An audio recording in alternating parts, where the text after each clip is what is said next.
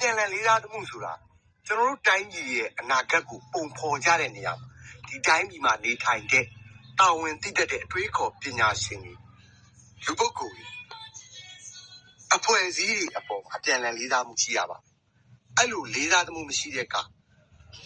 ဟုတ်ပြီငါတို့ကရန်သူနဲ့လည်းမပေါင်းချင်းမင်းရဲ့လှုပ်ဆောင်ချက်ကလည်းမကောင်းဘူးမှားနေတယ်ဒါပေမဲ့ငါတို့မှားနေပါတယ်မင်းတို့မှားနေတယ်လို့ဝိုင်းပြီးတော့ထောက်ပြပြန်တော့လေအဲ့လူတွေကိုပြောမယ်ဆိုရန်သူလိုပြန်မြင်ပြီးတော့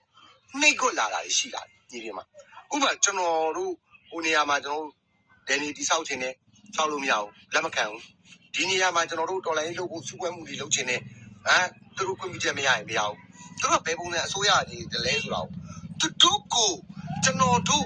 ယုံကြည်မှုရှိလာအောင်လှုပ်ဆောင်ရမယ်အစားကျွန်တော်တို့ရဲ့တည်ရှိမှုကိုညှင်းပယ်ခြင်းဒီတော်လိုင်းရေးကိုဖျက်ဆီးခြင်းဖြစ်တယ်တော်လိုင်းရေးသမားတည်ရှိမှုကိုညှင်းပယ်လိုက်ခြင်းဒီတော်လိုင်းရေးကိုဖျက်ဆီးခြင်းဖြစ်တယ်အဲ့တော့အပြန်လည်လေးစားမှုငါမျိုးနဲ့တာဝန်ခံกว่าကြည့်လိုက်တော့ဘာပညာမှမတတ်ဘူး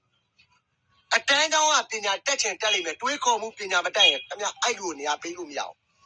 ခေါင်းဆောင်တယောက်ဆိုတာဆက်ဆက်တွေးခေါ်မှုပညာရဲ့တည်တက်ဖို့လိုတယ်အတွေးခေါ်ရှိဖို့လိုတယ် memory level မြင့်ဖို့လို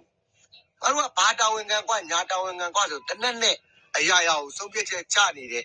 အမားတွေကြောင့်ကျွန်တော်တော်လည်းကြဆုံးနေတာဖြစ်တယ်အဲ့ချက်တွေပြင်ရမှာအပြန်လည်လေးစားမှုရှိရမယ်တော်လည်းရေးသမားတည်ရှိမှုကိုခင်ဗျားတို့အတိမတ်ပြုရမယ်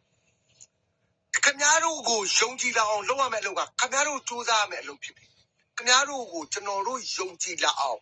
ခင်ဗျားတို့ကဥဆောင်ပြရမှာခင်ဗျားတို့ရဲ့တာဝန်ဖြစ်တယ်ကျွန်တော်တို့တည်ရှိမှုအပေါ်မှာခင်ဗျားတို့ကမလေးမစားလုပ်တော့ကျွန်တော်တို့ကခင်ဗျားတို့လည်းမပေါအောင်ရန်သူနဲ့လည်းမပေါအောင်အေးစစ်စစ်ကိုယ့်ဘက်ကိုဘေးထွက်ထိုင်နေလိုက်နစ်နာစရာရှိရင်တော်လန်ရေးနဲ့ဒီနေ့ပြည်သူတွေပဲနစ်နာပါမယ်ခင်ဗျားတို့ကရှင်းလေးခင်ဗျားတို့အတိုင်းဝိုင်းနဲ့ခင်ဗျားတို့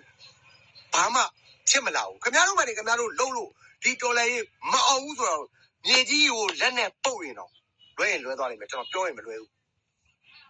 လက်ရှိမြေပြင်မှာခင်ဗျားတို့ရဲဘော်တွေခင်ဗျားတို့ရဲ့ဖွဲ့စည်းရတဲ့အဖွဲ့အစည်းတွေက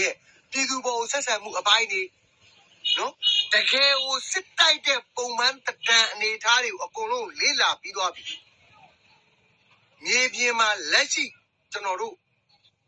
တေးသေးချာချာလေးလာပြီးမှဒီစကားကိုပြောတာခင်ဗျားတို့ရဲ့တည်ရှိမှုဒီတော်လိုင်းအောင်မြင်မှုလမ်းစာကိုမရောက်ဘူးခင်ဗျားတို့ကိုကျွန်တော်တို့ယုံလာအောင်ခင်ဗျားတို့ကကျွန်တော်တို့စီယုံရမယ်တိမ်သွင်းရမယ်တော်လိုင်းရေးသမားတယောက်အနေနဲ့ respect တာရမယ်ကျွန်တော်တို့တည်ရှိမှုကိုခင်ဗျားတို့ညှစ်ပယ်လိုက်ခြင်းဒီခင်ဗျားတို့ရဲ့တော်လိုင်းအောင်မြင်မှုလမ်းစာကတ်သွားခြင်းသာလည်းဖြစ်လိမ့်မယ်ခင်ဗျားတို့ကဥဆောင်မှုကကွန်ပျူတာပေါ်မှာပဲရှိနေတာကျွန်တော်တို့ရဲ့ဥဆောင်မှုကမြေပြင်မှာရှိတယ်သို့တော်လည်းမြေပြင်မှာပညာမဲ့တဲ့အဖွဲ့အစည်းတွေကိုကွန်ပျူတာပေါ်ကနေမြောက်ထိုးပင်တော်လို့ဝေပေးတနက်ဝယ်ပေးပြီးတော်လိုင်းရေးလုပ်လို့မရပါဘူးတော်လိုင်းရေးဆိုတာဒါနဲ့လုပ်ရတယ်အတွေးခေါ်နဲ့လုပ်ရတယ်နေစနစ်နဲ့လုပ်ရတယ်တန်မိုးရှိရှိလုပ်ရတယ်ဒါအပိုင်းနှစ်